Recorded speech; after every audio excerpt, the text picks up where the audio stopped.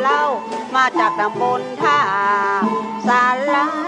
จำมาอู้เรื่องแก๊งมันระบาดกันนักกันหนาขอพี่น้องพี่ปานา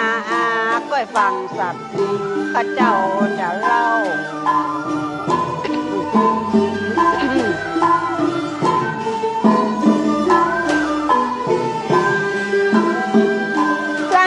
มีโท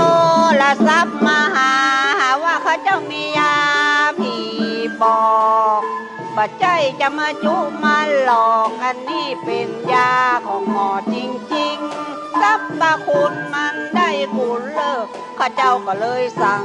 เอามาอันนี้จะอู้กะตามความจริงเพราะข้าเจ้าเขาเคยโดนหลอก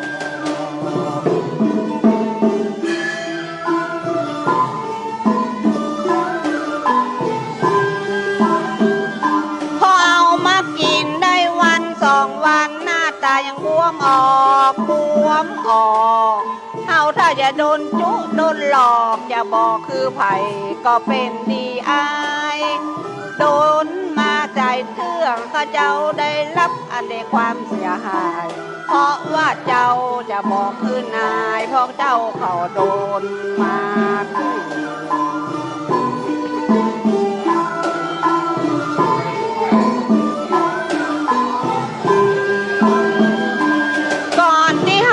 จะซื้ออะไรอย่างคือตั้งใจฟังตั้งสติก่อน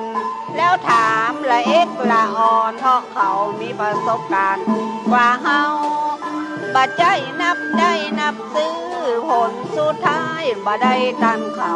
ขอพี่น้องอย่าได้มัวเมาก็ตั้งใจฟังข้าเจ้าเขาเล่า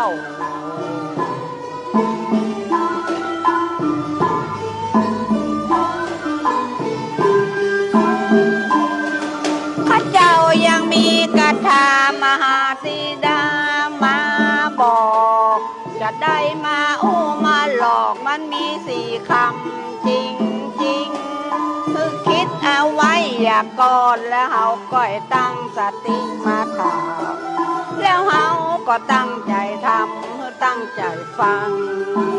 เนิ่นหยุดคิด